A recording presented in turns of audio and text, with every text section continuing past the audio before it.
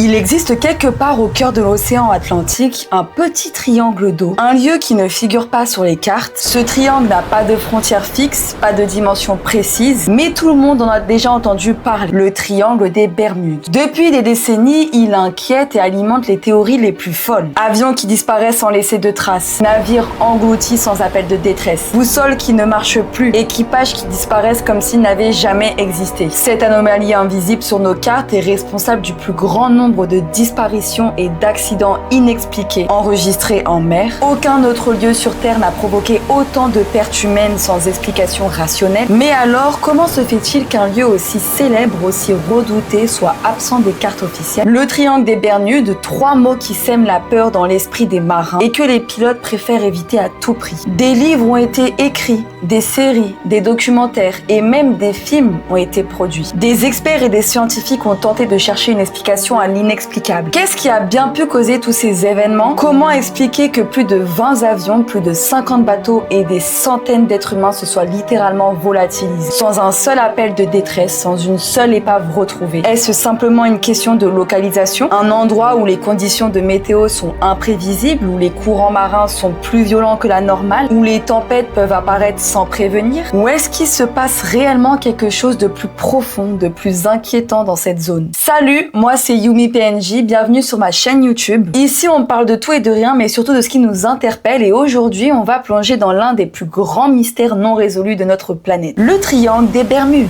Disparition inexpliquée, phénomène étrange, théorie folle. Qu'est-ce qui se cache vraiment derrière cette zone de l'océan que les bateaux et les avions préfèrent éviter? Pour vous dire, il y a énormément de morts et de disparitions vraiment bizarres qui se sont produits là-bas. Comme je vous ai dit avant, le triangle des Bermudes n'est pas cartographié. Dites-vous que c'est même pas reconnu comme un réel endroit par les USA. Du coup, où est-ce que c'est réellement? Officiellement, le triangle des Bermudes se situe dans une zone de l'océan Atlantique Nord qui forme un espèce de triangle. En fait, ces coins sont définis par 3 points assez connus. On a Miami aux États-Unis, on a San Juan, la capitale de Porto Rico, et on a l'île des Bermudes. Quand tu relis ces 3 points sur une carte, tu obtiens une zone triangulaire d'environ 1 million de kilomètres carrés. C'est une surface gigantesque qui est presque aussi grande que la France ou le Texas. Rien que ça. Officiellement, on entend souvent que le triangle des Bermudes couvre environ 1 million de kilomètres carrés, mais en réalité, ça varie énormément selon les sources. Certains parlent de 500 000 kilomètres carrés, d'autres montent jusqu'à 1,5 million. Ce qui veut dire une chose simple, personne ne sait vraiment où ce triangle commence, ni où il se termine. Un mystère qu'on ne peut pas délimiter, c'est un mystère qu'on ne peut pas vraiment analyser. Comment tu veux compter précisément les disparitions, les accidents ou les phénomènes étranges si tu ne sais même pas clairement quelle zone tu dois surveiller? On est littéralement dans une zone grise. C'est presque impossible de donner un chiffre exact sur le nombre de disparitions ou d'événements étranges qui ont eu lieu dans le triangle des Bermudes. Mais au fond, ce n'est pas tant le nombre qui choque, c'est ce qui s'est passé à l'intérieur de ce triangle au fil des années qui laisse vraiment perplexe. Les mystérieux événements commencent en réalité près d'un demi-millénaire avant notre époque, avec un certain Christophe Colomb. On est en 1492 et Colomb est déterminé à trouver une nouvelle route vers l'Asie. Il part donc avec 3 bateaux à la recherche de cette nouvelle route, sauf qu'au lieu d'atterrir en Chine ou en Inde, il va tomber sur ce qu'on appellera plus tard le Nouveau Monde. Après plus de 10 jours de navigation dans l'Atlantique, son expédition atteint une île magnifique,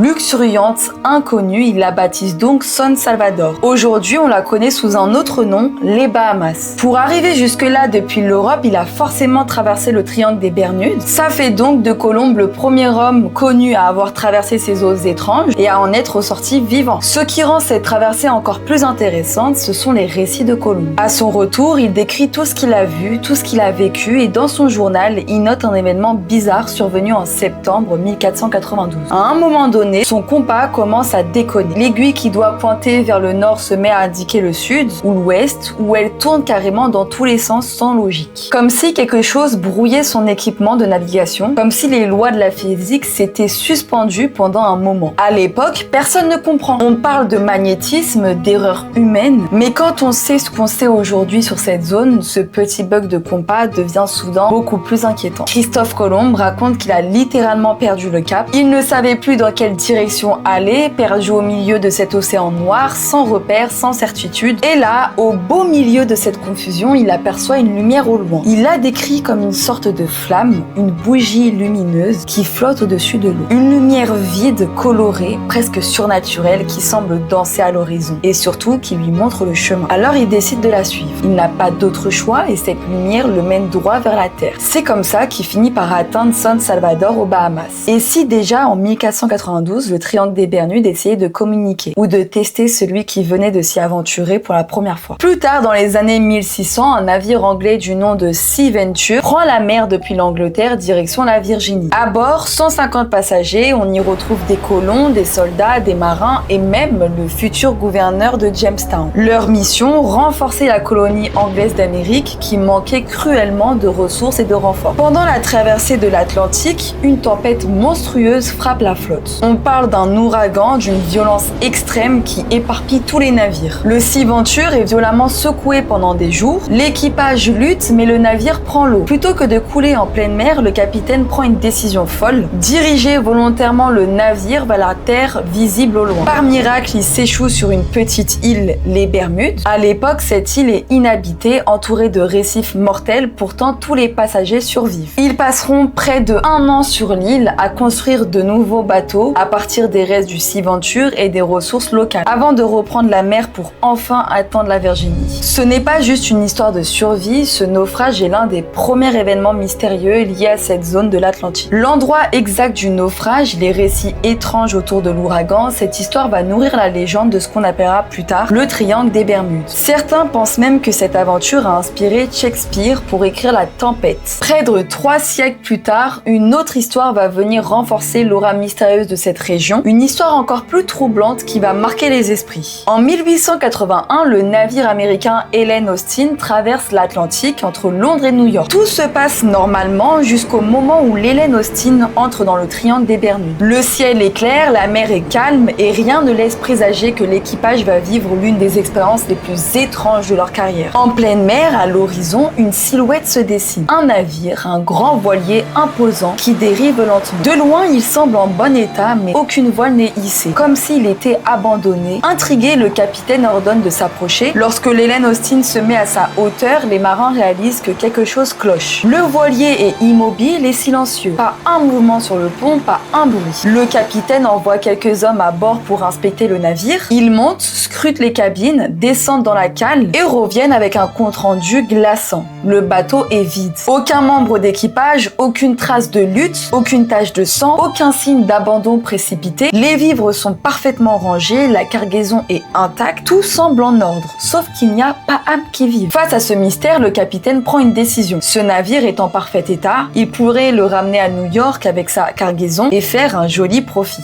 Il choisit donc 6 de ses marins les plus braves pour monter à bord et prendre le contrôle du voilier. Le plan est simple, l'Helen Austin ouvrira la marche et le navire fantôme suivra. Les eaux sont calmes, aucune raison que ça tourne mal. Très vite, les choses changent. Le ciel s'assombrit, une brume épaisse recouvre la mer comme un voile blanc. Le vent se lève violent, hurlant dans les haubans. Une tempête éclate soudainement, brutale, imprévisible. Les vagues se soulèvent comme des murs d'eau, frappant les coques avec une force monstrueuse. Sur l'Helen Austin, c'est la panique. Les hommes tirent sur les cordages, crient des ordres, tentent de maintenir le navire à flot. Et au milieu de ce chaos, un marin se retourne pour voir si le mystérieux voilier est toujours là. Mais il n'a rien. Il a disparu, avalé par la tempête. Pendant des heures, l'Helen Austin lutte contre les éléments. Puis enfin, le vent tombe, la mer se calme. Et au loin, on peut y voir une ombre, le voilier.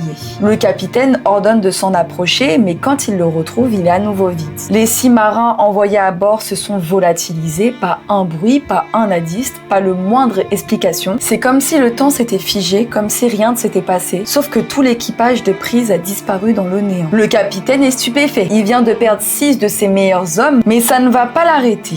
Il sélectionne un second groupe de marins et leur donne la même mission. Reprendre le navire et le ramener à destination. Au début, tout se passe bien. La mer est calme, le ciel est clair et pendant plusieurs jours, la traversée se déroule sans le moindre incident. Les 2 navires avancent paisiblement comme si la mer voulait leur faire oublier ce qui venait de se passer. Un matin, le capitaine aperçoit quelque chose à l'horizon. Une brume épaisse, lourde, identique à celle qui avait précédé la première tempête. En quelques minutes, elle les enveloppe complètement. L'air devient humide, presque étouffant, la visibilité tombe à quelques mètres à peine et soudain, le vent se lève. Un vent froid, puissant, qui arrache les cordages et fouette les visages. Les vagues gonflent à une vitesse effrayante, se brisant contre les coques avec fracas. La tempête éclate violente, sauvage. Les marins crient survie, s'accrochent au mât, se battent pour maintenir le cap, mais dans ce chaos, une pensée glaçante traverse l'esprit du capitaine. Et si l'histoire se répétait? Il se retourne et le navire fantôme n'est plus là, encore une fois. Des heures plus tard, lorsque la mer se calme, ils finissent par le retrouver et comme avant, il est vide. Chaque marin qui avait embarqué dessus a disparu, sans laisser la moindre trace. Le capitaine reste figé, incapable de comprendre ce qu'il voit. Pas une éclaboussure de sang, pas un gilet abandonné, pas même une corde mal fixée. Juste ce silence lourd qui semble coller à la peau. Ou même le vent paraît s'être arrêté de souffler. Les hommes encore à bord de l'Helen Austin se regardent terrorisés. Ils savent que quelque chose ne va pas, que ce n'est pas juste une tempête.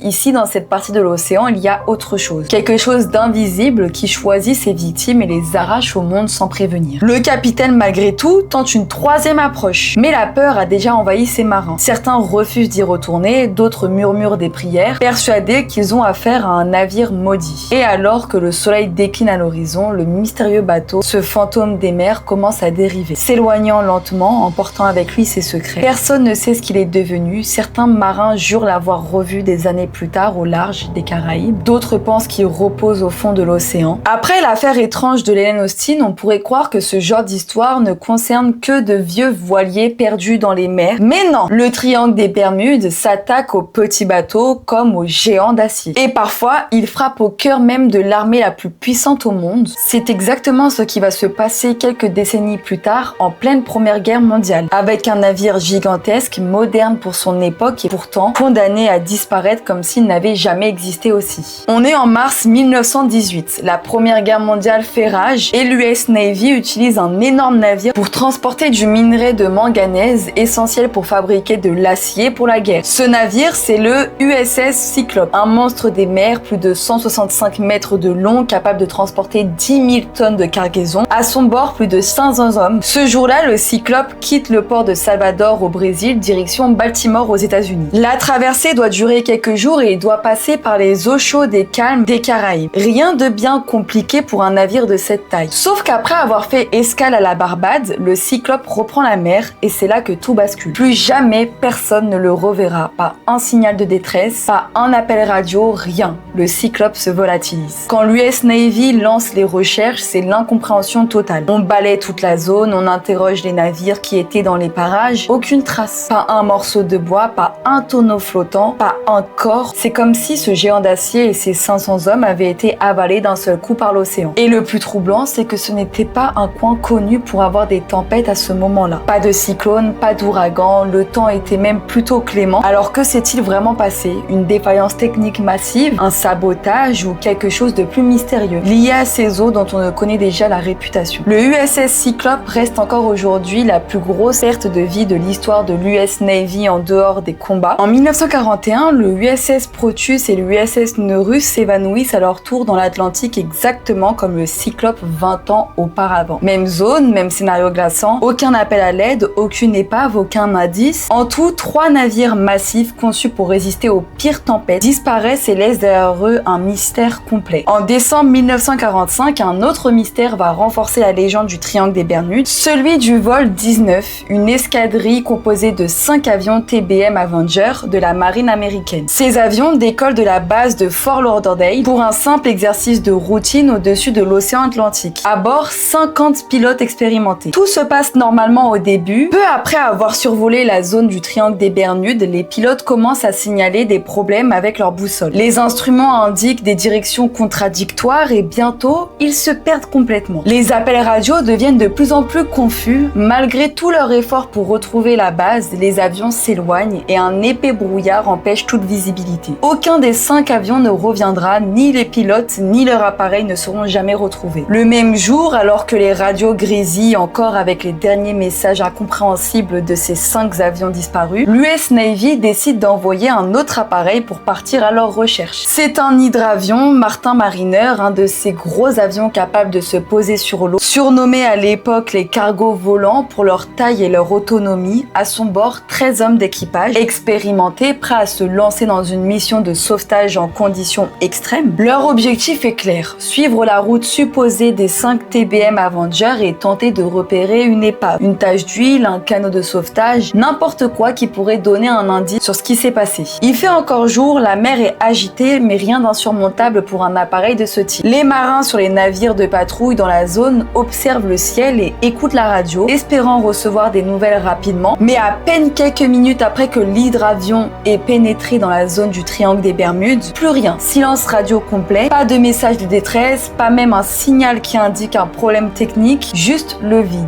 Les heures passent, la nuit tombe et les équipes de recherche commencent à comprendre que quelque chose ne tourne pas rond. Un large dispositif est mis en place, navires, avions, surveillance aérienne, mais aucune trace du Martin Mariner. Aucune épave flottant à la surface, aucune tache d'huile laissant penser à une explosion, aucune balise retrouvée. En une seule journée, ce n'est pas 5 avions qui disparaissent, mais 6. C'est comme si le triangle des Bermudes avait attendu ce jour pour frapper fort, avalant en quelques heures un escadron entier. Et le sauvetage qui devait le retrouver s'est retrouvé dans la même position. Décembre 1948, un avion commercial britannique, un Tudor 4 de la compagnie British South American Airways, décolle de l'île de Santa Maria aux Açores, en direction de la Jamaïque. À son bord, 25 passagers et 5 membres d'équipage, en tout 30 personnes. Le vol se déroule normalement, la météo est clémente, le ciel dégagé, rien qui puisse inquiéter un pilote expérimenté. L'appareil baptisé Star Tiger avance tranquillement au-dessus de l'Atlantique à quelques heures seulement de sa destination. La dernière communication radio est parfaitement banale, un échange de routine, aucun signe de stress ou de problème technique. Et puis, plus rien, silence total, l'avion ne donne plus signe de vie. Les contrôleurs aériens attendent. Ils pensent d'abord à un simple problème de radio, mais le Star Tiger ne se pose jamais en Jamaïque. Les recherches sont lancées immédiatement. Pendant plusieurs jours, des navires et des avions de reconnaissance quadrillent la zone. Aucune trace n'est retrouvée. Pas de débris, pas de radeau, pas de survie, pas un seul morceau de l'appareil. C'est comme si l'avion et ses 30 occupants étaient simplement et purement volatilisés dans l'air. Et ce qui rend l'affaire encore plus étrange, c'est que la trajectoire du Star Tiger passe en plein cœur de la zone du triangle des Bermudes. Un avion entier a disparu en plein jour sans un appel de détresse. Moins d'1 an plus tard, l'histoire semble se répéter. Un autre appareil de la même compagnie, la British South American Airways, décolle des Bermudes en direction de Kingston, en Jamaïque encore une fois. Il s'appelle le Star Ariel. À bord, il y a 13 passagers et 7 membres d'équipage. Le commandant s'appelle John McPhee et c'est un pilote expérimenté. Il n'a aucune raison de s'inquiéter, le ciel est parfaitement dégagé, la mer en dessous ressemble à un miroir et la météo annonce un vol sans histoire. Quelques minutes après le décollage, McPhee envoie un message radio à la tour de contrôle. Nous volons à 18 000 pieds, tout est normal. C'est la dernière fois que quelqu'un entendra parler du Star Ariel. Pas d'appel de détresse, pas de problème signalé, rien. Les radars perdent sa trace comme si l'avion avait été effacé du ciel. Ce qui est frappant, c'est que le Star Ariel a suivi exactement la même route que le Star Tiger avant lui. On a donc 2 avions de la même compagnie à 1 an d'intervalle sur la même route qui ont juste disparu sans laisser la moindre trace. Pour beaucoup, ce n'est plus une coïncidence, c'est un schéma, un avertissement. Dans cette partie de l'Atlantique, même les conditions parfaites peuvent cacher quelque chose de plus sournois et de fatal. Tout a commencé avec Colomb. Sa boussole ne marchait pas, il avait aperçu une lumière étrange. Depuis 1492, les phénomènes bizarres se sont multipliés, des navires et des avions qui disparaissent sans laisser de traces, des tempêtes soudaines qui éclatent sans avertissement, des instruments qui cessent de fonctionner, des brouillards épais qui surgissent comme par magie. Tous ces éléments dessinent un tableau inquiétant d'une zone où les lois normales de la nature semblent parfois s'effacer. Est-ce que c'est un simple hasard ou est-ce qu'il y a quelque chose de plus mystérieux caché sous la surface? Dans les années 60, le triangle des Bermudes devient vraiment célèbre grâce à plusieurs livres qui parlent de ces mystères. En 1964, The Deadly Bermuda Triangle sort et commence à faire parler de cette zone étrange. C'est surtout Charles Berlitz qui va vraiment faire exploser le phénomène avec son livre qui a captivé des millions de lecteurs. Berlitz ne se contente pas de raconter des disparitions, il évoque des théories un peu folles, parfois paranormales, qui donnent encore plus de magie et de mystère à l'histoire. Il parle par exemple de portails dimensionnels comme des sortes de passages secrets dans l'espace-temps. Il évoque aussi des champs magnétiques bizarres qui perturberaient les instruments de navigation, mais pas seulement. Certains pensent même que des créatures inconnues ou des extraterrestres seraient responsables cachés sous l'eau ou dans le ciel, capables d'effacer toute trace de vie, comme par exemple le kraken. Un monstre marin souvent décrit comme une sorte de pieuvre ou de calamar géant. Imagine une énorme tentacule qui surgirait des profondeurs de l'océan pour attraper un navire et l'engloutir en un instant. Certains pensent que les disparitions mystérieuses dans le triangle des Bermudes pourraient être liées à ce genre de créatures qui vivraient dans les eaux eaux sombres et profondes de la région. Bon, on n'a jamais vraiment prouvé que le Kraken existait, mais ça fait partie du folklore marin et ça ajoute encore une couche de mystère à cette zone. Est-ce que tout ça est vrai? Bien sûr, avec tout ce mystère, il y a aussi eu beaucoup de scientifiques qui ont voulu comprendre ce qui se passait là-bas. La plupart des experts pensent que les disparitions peuvent s'expliquer par des phénomènes naturels, comme d'hab au final. Par exemple, cette zone est connue pour ses tempêtes soudaines et violentes qui peuvent surgir sans prévenir. Des vents très forts, des vagues énormes, ça peut facilement faire couler un bateau ou désorienter un avion. Ensuite, il y a aussi les bulles de gaz méthane qui remontent au fond de l'océan. Ces bulles peuvent diminuer la densité de l'eau et faire couler un navire rapidement. Ça pourrait expliquer certaines disparitions sans trace d'épave. Côté avion, il y a les fameux courants jet et les perturbations magnétiques qui peuvent dérégler les instruments de navigation, ce qui complique la tâche des pilotes dans cette zone. Bref, pour les scientifiques, pas besoin de monstres ou de portails mystérieux. C'est surtout une zone où la nature est particulièrement capricieuse, dangereuse et parfois imprévisible. Plusieurs enquêtes sérieuses ont été menées pour tenter d'expliquer les mystères du triangle des Bermudes. Par exemple, en 1975, la marine américaine a réalisé une étude officielle pour analyser les disparitions dans la zone. Ils ont conclu que beaucoup d'accidents étaient dus aux conditions météorologiques difficiles, aux erreurs humaines et aux dangers naturels comme les tempêtes soudaines. Dans les années 90, la chaîne National Geographic a produit un documentaire très complet où des scientifiques ont étudié les courants marins, les phénomènes météorologiques et même les émissions de gaz sous-marins. Ils ont montré comment ces facteurs pouvaient provoquer des accidents. Plus récemment, des scientifiques ont utilisé des technologies modernes comme les satellites et la modélisation informatique pour mieux comprendre la région. Une étude menée par la NOAA, l'Agence américaine des océans de l'atmosphère, a notamment mis en avant les puissantes tempêtes et les raz de marée qui peuvent apparaître rapidement dans cette zone. Ces enquêtes montrent que même si le triangle des Bermudes reste un endroit dangereux, il n'est pas forcément paranormal, c'est surtout une combinaison de phénomènes naturels qui rendent cette zone particulièrement traître. Le triangle des Bermudes, c'est un endroit unique, mystérieux, qui fascine depuis des siècles. On a vu des histoires incroyables, des disparitions sans explication, des phénomènes étranges qui défient la logique. Au-delà du mythe, il y a la science qui nous rappelle que la nature peut être dangereuse, imprévisible et que parfois elle nous dépasse complètement. Entre tempêtes soudaines, courants puissants et gaz mystérieux, il y a beaucoup de raisons plausibles pour expliquer ces incidents. Pourtant, malgré toutes les enquêtes et les nombreuses explications, une part d'ombre demeure. Peut-être que le triangle des Bermudes n'est pas qu'une simple légende. Peut-être qu'il est une porte vers l'inconnu, un endroit où les règles du monde qu'on connaît ne s'appliquent plus. Alors que croire? Les tempêtes, les gaz, les erreurs humaines ou quelque chose de plus profond, d'invisible, qui défie notre compréhension? Merci beaucoup d'avoir regardé cette vidéo jusqu'au bout. Si ce genre de mystère te passionne, n'hésite pas à liker, commenter et surtout à t'abonner pour ne rien manquer des prochaines histoires. Ça me fait toujours plaisir de lire les avis et de discuter avec vous, alors surtout laissez un petit mot en commentaire. À très vite pour de nouvelles aventures.